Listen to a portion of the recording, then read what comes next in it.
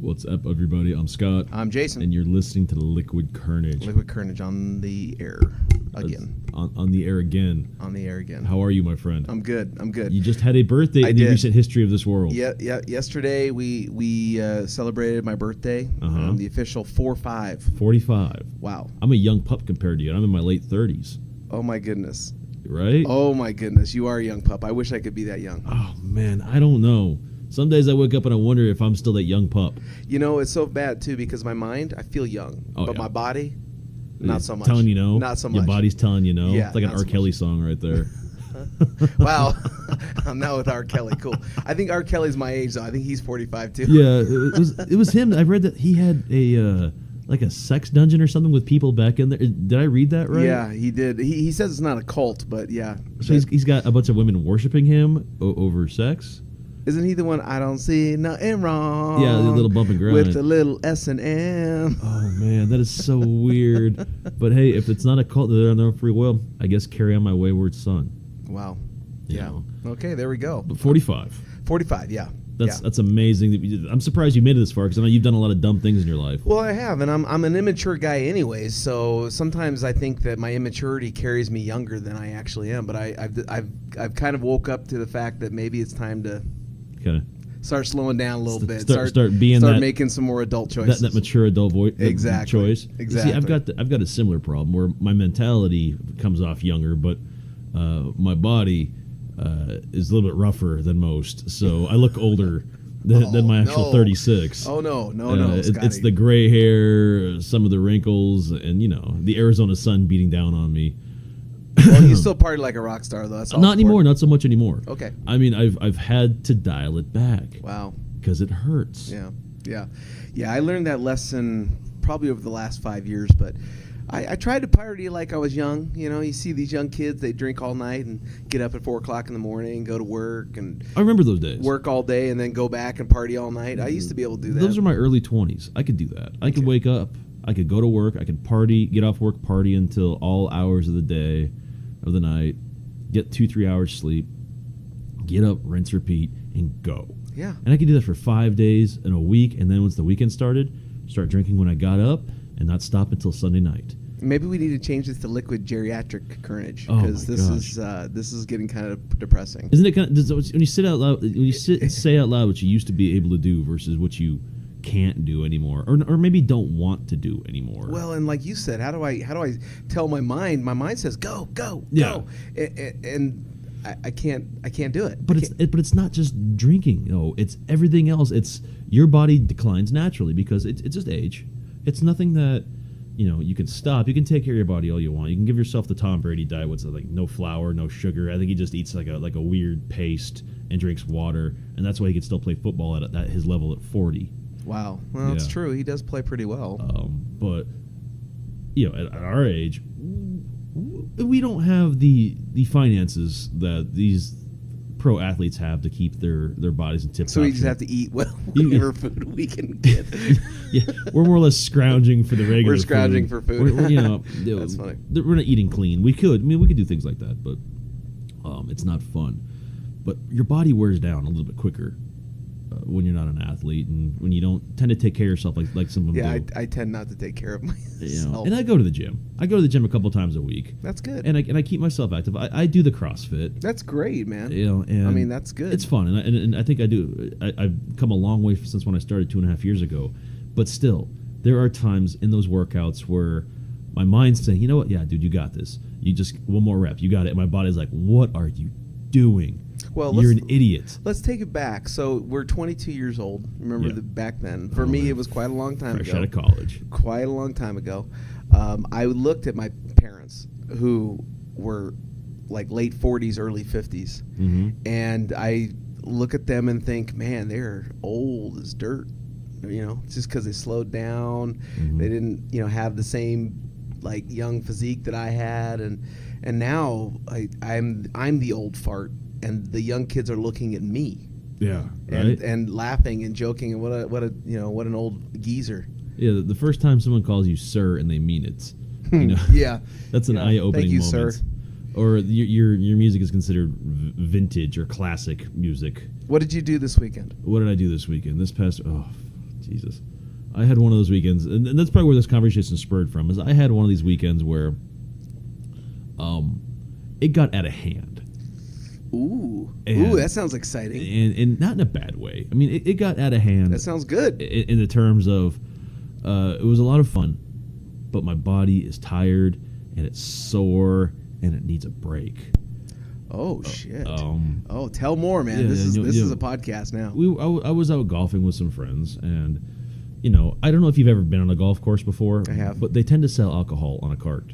Oh, yeah. The little cart goes by. Yeah, but usually I just buy it at the clubhouse and then take it with me in the cooler. You can do whatever. I mean, they have options. They give you options. Okay.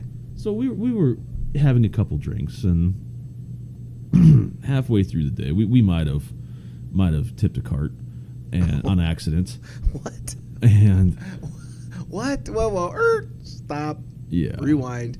Tipped a cart, just tipped it over, or you tipped it, rocked it. Yes. Both. Holy just doing what guys do.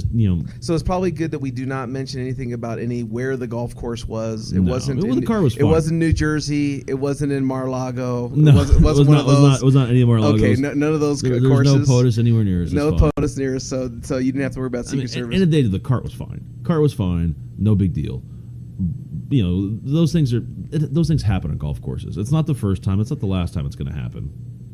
But as it's happening, the Detective Murtaugh from Lethal Weapon went through my head. I'm getting too old for this shit. Oh, yeah. I'm with you. When you play golf, you're supposed to play your 9 holes or 18 holes, tee off, no big deal. Did the people behind you get laugh, pissed? Oh, they were laughing. Yeah, I mean, they knew it was an accident. Things happen. Everyone was fine. I mean, nobody got hurt. Oh, that's good. So then. I mean, it was good, but still, it's that. You guys should have known better. You guys are in your mid to late 30s. We weren't horsing around. We just cut a corner too quick, and then it was strictly an accident. But still, it's like. Do you think that those experiences though bring us back to remind us that we are still excited about new things happening and good stories so we can tell our grandkids? Oh yeah. Well, the funny part was it's at the time there's a little bit of shell shock. Okay. Yeah, because obviously you could have gotten hurt. Pretty bad. Or did you get hurt? No. No. Well, my hip's a little sore. My shoulder's a little sore. Okay. Yeah, because you were driving or you were the passenger. I was the passenger. Oh. And so that cart when it flipped, did you fall into the ground or did you fall over your buddy? Oh no, I fell into the ground. Okay, so I took the brunt tipped of it. And I took the brunt of it. And then he landed on you. And then they landed on me. Yeah, it was a moment, man, and my mom's an ER nurse, retired ER nurse. So her mantra in life was, if there's no bone showing, you're not throwing up, you're not bleeding, you're fine. So wow. Okay, so he popped up. I popped up like a prairie dog. I'm looking. Alive. I was like, there's nothing impaling me. There's no blood showing. I'm good. Sure, my arm might have been broken. I might have been limping, but whatever, man. You can't see it. No harm, no foul. Okay. So it was at that moment driving. We got everything put back together. Clubs back in the bag and whatever else. You didn't lose a driver though. We didn't lose a driver. That's good. We go about our business, and at the end of the day, I was like, "What the hell was that, man? Like, what are you doing? Like, you should know better. You should know better." And I do, but our good friend alcohol shows up every so often and says, "Don't worry about it, man. I got you on this." Hey, man, you can be crazy and stupid every once in a while. Yeah, and it's like I gotta just. Maybe next time I'll just dial it back. I'll just drink some Gatorade on the golf course and just see what happens. Well, okay, that's one way to look at it. Yeah. Is, hey, I got into an age now where I can't do stupid things. Yeah. That being said, everyone's definition of stupid is different. That's true. So there are probably some people that tip a golf cart. I do that every day. Yeah. That's like not I'm even a daredevil. big deal. I get paid to do it in the Hollywood sets all the time. I've got a buddy who is at a point in his life where he's an extreme athlete. Like, he does everything full bore. And how old is he again? He's 50. Yeah. So he takes care of himself the way.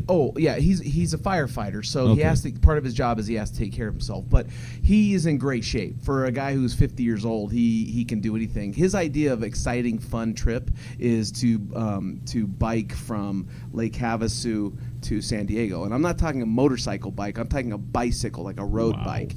And he pedals, and he does it in about a day and a half. Doesn't stop, just goes. Oh, wow. Now, to me, that seems like extreme, crazy. Oh my gosh! What are you thinking? Especially through the deserts of Arizona. Well, yeah, and he'll. I mean, but he rides at night, and he rides all back roads. There's no highway action at all. I suppose that's all right. He's doing all back roads. But then he comes in, pops a beer open, and says, "Hey, let's go for another bike ride." Like, that's the kind of shape he's in. And I think, man, I would love to be that kind of mentality where, I'm 50 years old, and he's always been like that. Like, he is young at heart. Yeah. And he just says, screw it. If I can do it, I'm going to do it. Yeah, I think being young at heart there's nothing wrong with it. I think it's encouraged. I feel very young at heart with a lot of the stuff I do. We get very excited about doing this podcast. I think that for us, this is a very good cathartic process for us. But at the same time, some of the topics we talk about that don't make the air are crazy and they're fun. And my brother, being our biggest critic and probably advocate, he'll never admit it, but yeah, to Tom, you know who you are out there.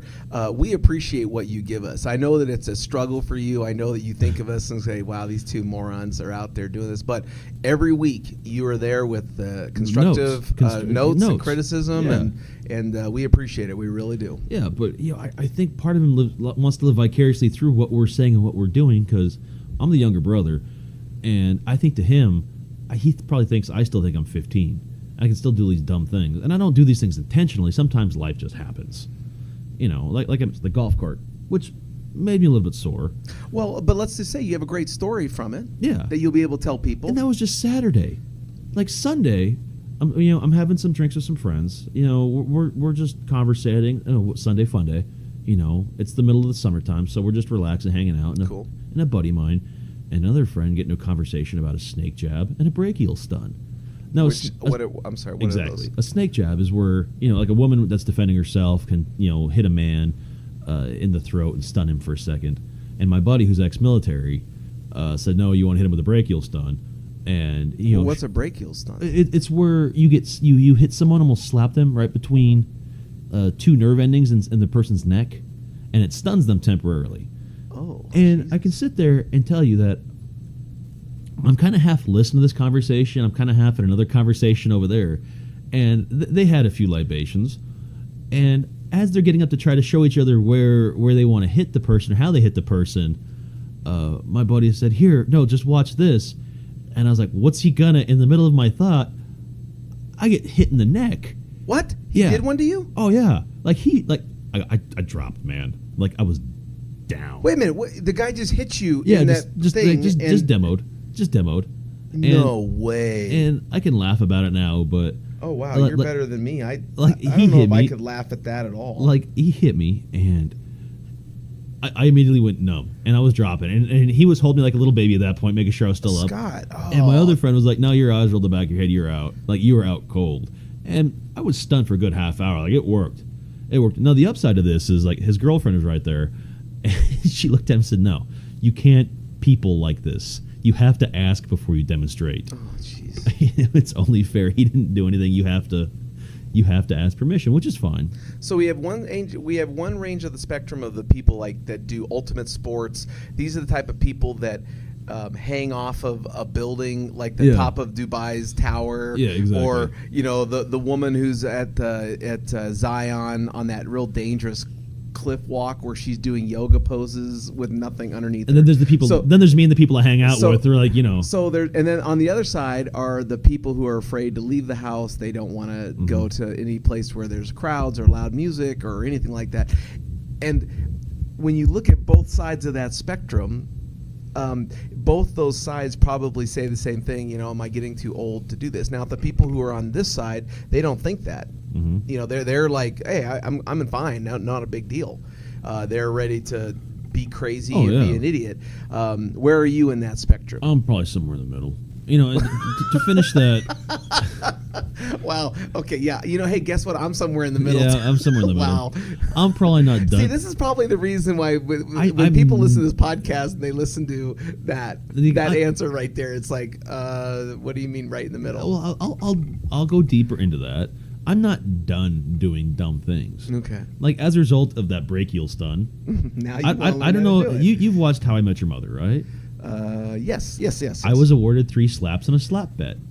Whoa, that's pretty good because you can hold on to that for a long time. And that's it. And once we explained to him what the slap bet was, I mean, he couldn't say no. I mean, he had to accept it because, well, challenge accepted. Challenge accepted.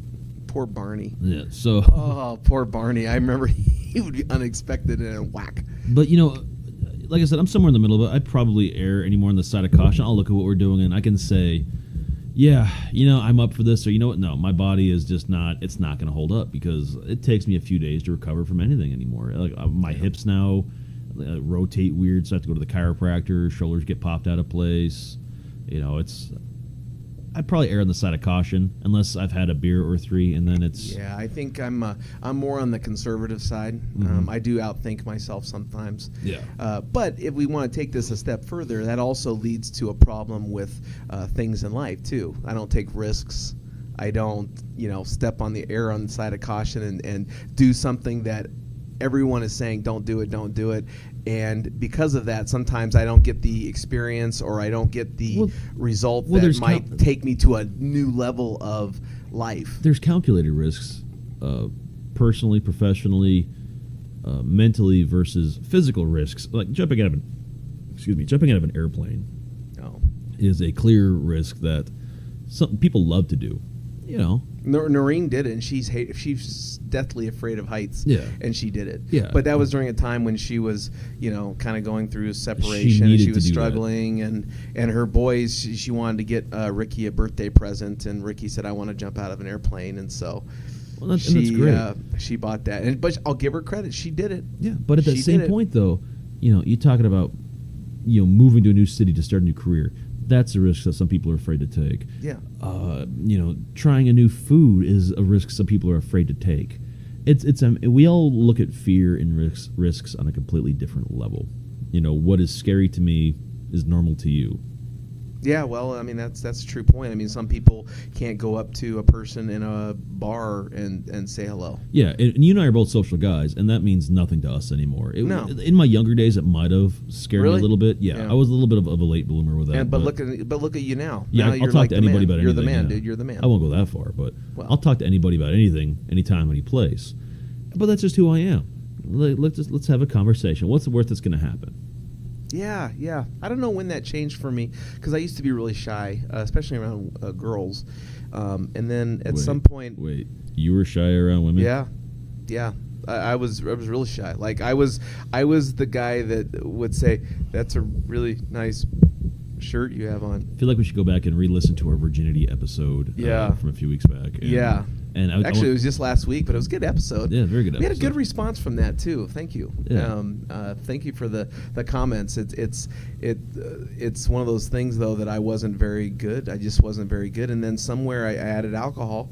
And you were fine. And then I did fine. And then now I can do it sober. Yeah. And that's the part I think about. Now I can do it sober. Now I can talk to anyone. In fact, I'm sure that my girlfriend, if she's listening right now, talks about how I'll talk to anybody. I think you make more friends in the first 10 minutes of anywhere we go than most of us can make in a month if we really tried. Now, and here's the thing that I do think about is there's a lot of people who I know, who I are friends with, some people I know through work who say, I could never do that. I could never do that. So when you're talking about those kind of activities where, people say, well, at some point I'm getting too old to do this kind of stuff.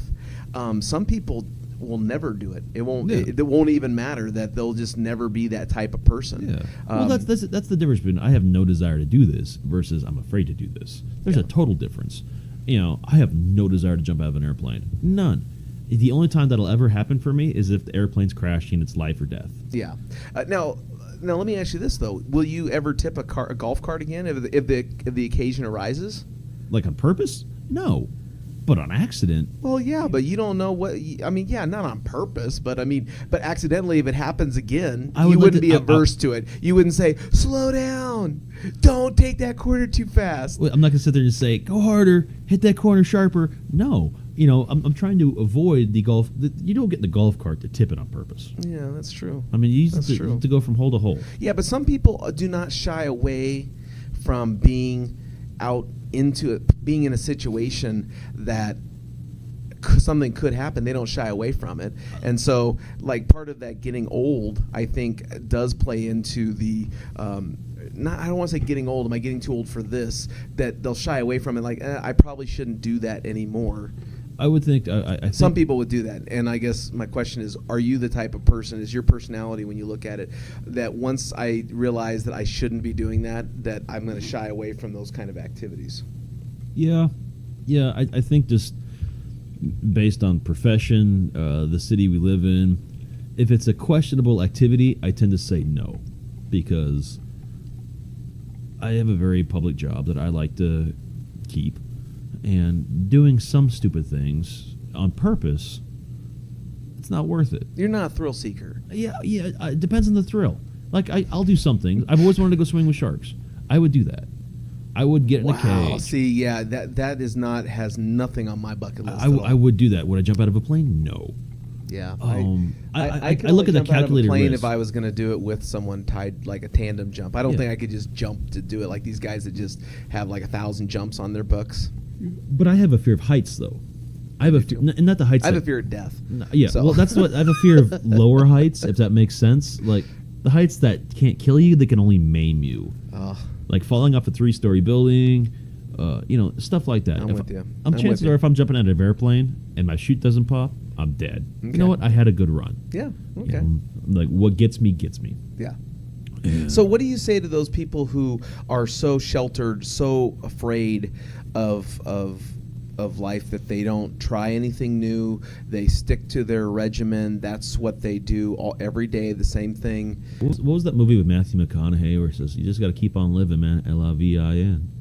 You just got to keep on living. Was that Dazed and Confused? I think it was. Was that Dazed and Confused? Yeah, he had a lot of good lines. He had a lot of all right. My favorite one is the I love them high school girls. I get older and they stay the same age.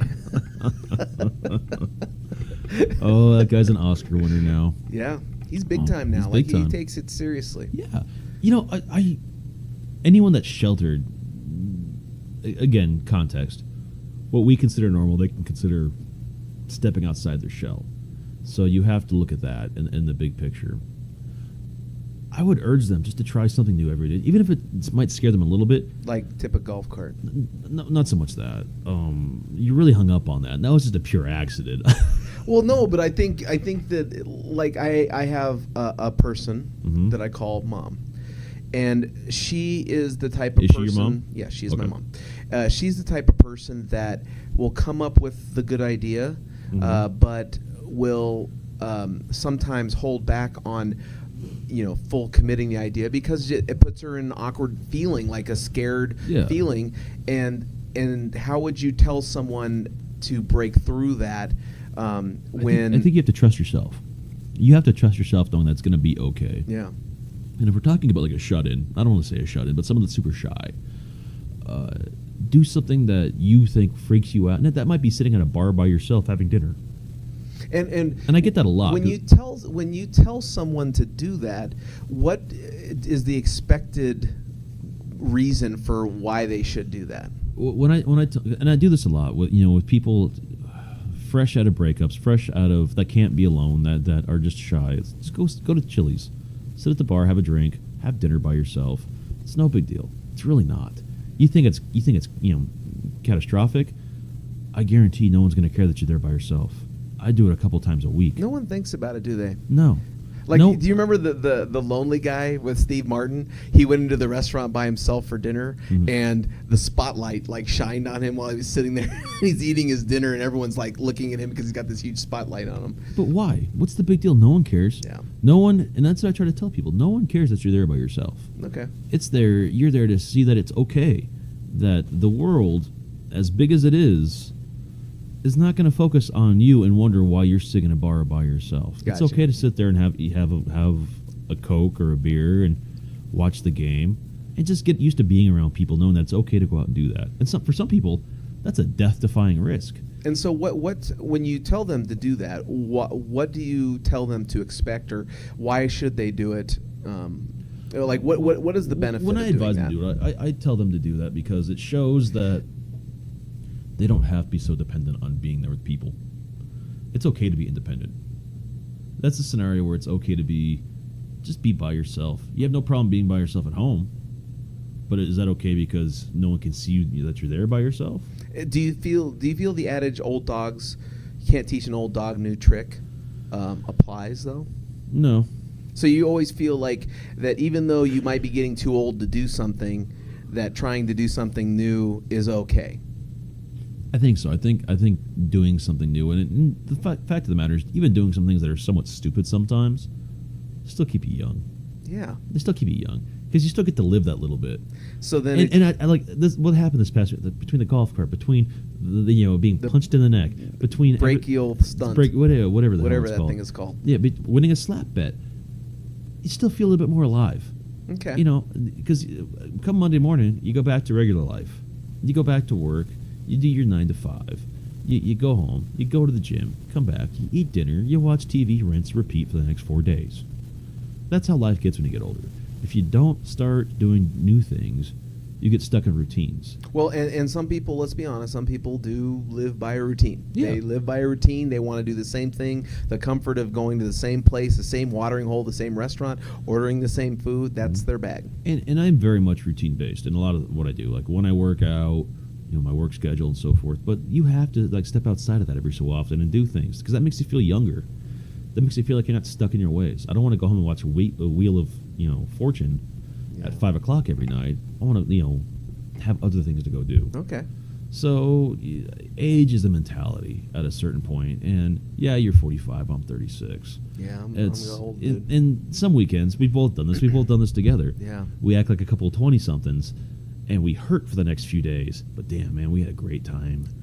You got that right, brother. I 2 years ago in March, I decided to, with the same extreme sports guy, they do a run down to the base of the Grand Canyon and back up in the same day. It's a run. They run down and run back.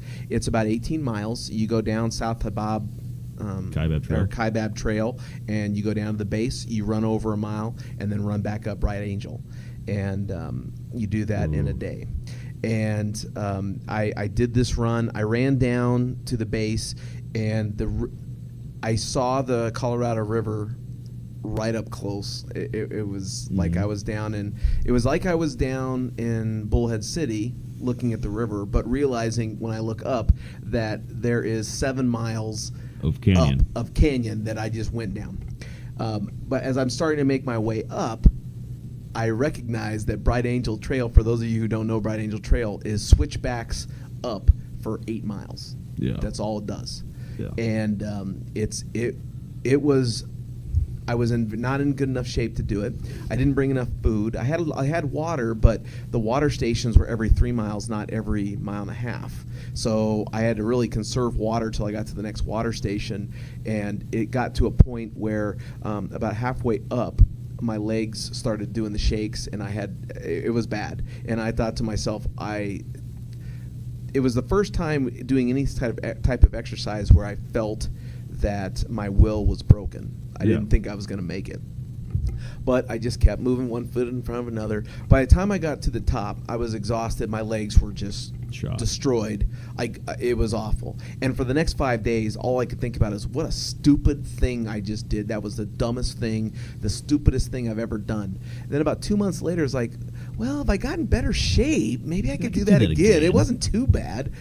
And you have to so when you're doing it, sometimes you're even thinking, this is the dumbest, stupidest thing I've ever could imagine doing. But then when you have time to reflect on it and say, wow, I did something that probably 99% of the people in the country will never do, have never done, have no interest in doing, I've done that. And that gives you kind of a great sense of, yeah, that was a really stupid thing to do, but you're right. You feel alive. Like I feel like I was part of something that not very many people have or will ever do. Exactly. Like Noreen would never do that. I get in the same mode with competitions and CrossFit and everything else. I've done a couple comps over the past couple years where you have to train hard because you don't know what the workouts are going to be. You don't know what's happening in there. And about halfway through those workouts on the competition day, you're like, shit, this is a dumb idea. I didn't train for this thing specifically, but I have to keep moving. I got to keep moving because if it's a partner workout, we'll say you don't want to let your partner down. you just keep counting yourself. One more rep, 2 more reps, 3 more reps, and just like you said, one step in front of the other. And then at the end of the day, you're like, wow, that was dumb. I'm never doing that again. And then a week goes by. All right, maybe that wasn't so bad. Next week goes by. All right, you know what? Maybe my body still can do this. And maybe if I tried a little bit harder and gotten a better mindset, maybe that's very similar. So maybe athletics is the key to all this. Maybe we have to figure out our physical state athletically if we want to be that type of person and act accordingly. Well, I think it's a lot of different things. I about 10 years ago, I had contemplated going to law school. Really? Yeah. And I remember thinking, man, I'm 35 years old. I'm way too old to be doing law stuff. And now I look back and say, I would have been a practicing attorney for 7 years at this point if I had gone. You know what I mean? What kind of law would you have practiced? I was a business law guy. Like, I would have gotten into paper law, ERISA legislation, or I would have done paper law. That was kind of my interest. I really wasn't into prosecuting or defending criminal elements. I would have been a business attorney. I'd have been a criminal prosecutor. Oh, yeah. You would have gone after the bad guys, huh? Yeah, it's just in my blood. I was asked to go to law school and to do that. Yeah. Okay. Back in my late 20s. Yeah. And you didn't? I didn't. Why? That's why I'm here recording a podcast. Recording a podcast. You might still be now. doing a podcast. It just might be about legal advice for people. Exactly. We have a friend that does that. He does a very good job. His name is Sean Hamp. Check out his podcast. You can find him on Podbean and iTunes, or not Podbean, but you can. But I find him guess on iTunes. the point of that story is that we put that barrier up about oh, this is silly, we're too old to do this, this is a dumb idea, and sometimes the growth in a person is breaking through that initial fear or the initial barrier that we self-impose on ourselves. Well, the biggest hang-up I've had in school, I'm going back to school, is that everything's online now. And I have a hard time with that. I need to be in a classroom, talking to teachers, having that back and forth, using the actual books. I can't sit and stare at a screen and absorb. I need to be able to have that one-on-one in that classroom environment. My mom taught a class and she volunteers and she teaches like free classes that the University of Nevada, Las Vegas puts out. And she did a co-class with another teacher, and it was basically called "You're Never Too Old." Yeah. And it was helping people of all ages recognize that you're never too old to do anything. What would you teach if you could teach a class? I don't know. If you could teach anybody, any class, anything. I think that I would definitely want to teach something about interacting socially, like building your confidence to interact socially. For example, I'm a huge proponent of when I go to a restaurant or any sort of service environment, I always look what the name of the wait staff or whoever the person is, look for their name tag, and I call them that. Hey, Jill, how are you doing today? Good to see you. Invariably, it puts a smile on their face, because sometimes that's a rough job. Service industry is tough, but it puts a smile on her face, but it also bridges a relationship so that she won't spit in your food. Even if she doesn't spit in the food, or maybe she gives me better service, or and I'm surprised how many people don't. Like Noreen has started doing that, where she'll actually do that. But for a long time, she never did that. She just said, "Why do you call them by their name?" And I said, "I don't know. I guess I've always just felt like if I see their name tag." Well, if any of us have ever been in the service industry, when someone's called you by your name, and that just for that split second, it's made you feel a bit better, made your day, go a little bit brighter for those few minutes, right? Right. So, but getting back to this whole thing as we're wrapping up is, do we get too old? Are we to do stupid things? And now I'm thinking, after talking, I don't think you ever do. I don't think you should ever do. I don't think you should ever feel like I'm getting too old to do stupid things, because after they've happened, you might think they're stupid while you're doing it, but after they've happened, usually most of us say, "Oh my gosh, you're never going to believe what I did this weekend. Yeah. A couple weekends ago, I totally tipped a card. It was awesome." Yeah. Or whatever the story might be. So I think I've evolved from, can you be old? Yeah, you can be pretty old too. No, I guess obviously if you do have to rationalize the stupidity of something. Yeah. Absolutely. But even that, it was stupid for me to do that Grand Canyon run. It was dumb. That was the dumbest thing that I could have done. See, and yet, when I think about it now, I am glad I did it because I don't remember the pain. I don't remember. But you remember the victory. I remember finishing, and I remember being able to say, someone was giving a presentation a few months ago, and they said, "Yeah, I've done a run where I run to the base of the canyon and back." And I went, "Oh my gosh, I did the same one." And we actually talked for a few minutes, so it bridged a gap to someone I'd never met before. And that's the difference between what you're talking about, like stepping outside of your comfort zone and running 18 miles up and down the Grand Canyon. And in my situations, it's purely circumstantial where we didn't set out to tip a cart. It happens. I didn't set out to get punched in the neck on a random Sunday. It just happens. But you know what? I know how they both feel now. Yeah. And I can both speak to them. It's like when cops have to do the taser thing. They Yeah. just want to know, here's how I feel it. Yeah. When you watch Just them the tip, do it. just to see how it feels. When you watch them do it, you say, what are you doing? But you realize you've got to get over that fear. You've got to accomplish that in order to know what it's going to feel like. So, Absolutely. Yeah. I guess we'll have to call this episode getting too old for this shit. Yeah. Too lethal weapons. Lethal weapons, yeah. Getting too old for this shit. Captain Murtaugh. Oh. So. Hey, man, it was a good conversation. Yeah, no, it was. I evolved, though. It evolved. It I evolved quite a bit. from, Absolutely. No, you never want to do something stupid to, Yeah, well, you know what? try it every once in a while. Why not? It's not the worst thing in the world that could happen to you. My friend down in Havasu, I mean, he nothing, there is no barrier. There is no barrier. He's climbed up to the top of rocks and jumped into Lake Havasu after 2 months after having neck surgery, just to test the neck, because he says, "Hey, if it's going to break, I want to know now." And That's he true. climbed to a 100-foot mountain or cliff and jumped. Fuck that. And and it's crazy. Wow. And he was in the air for so long, and so, for him to Rich. Love you, brother, man. You're the kind of guy that, barriers, man. Don't put any barriers in front of yourself with anything, and be smart, obviously. But Yeah. but if you can't be smart, then just be brave That's it. and don't put any barriers out there. Wow, it's a very nice way to wrap this thing up today. Thanks, buddy. So, Thanks. hey, man, it's a great conversation. Once again, if you can have any comments, find us on Twitter, Facebook, Instagram, at Liquid Kernedge is our handles on there. We want to hear from you guys. You ever done anything dumb? If you have, tweet us about it. Come to our Facebook page. Tell us the story. We want to hear from you about the dumb things you've done. But until next time, I'm Scott. I'm Jason, and as always, if you never know quite what to say, just have yourself some Liquid Kernedge.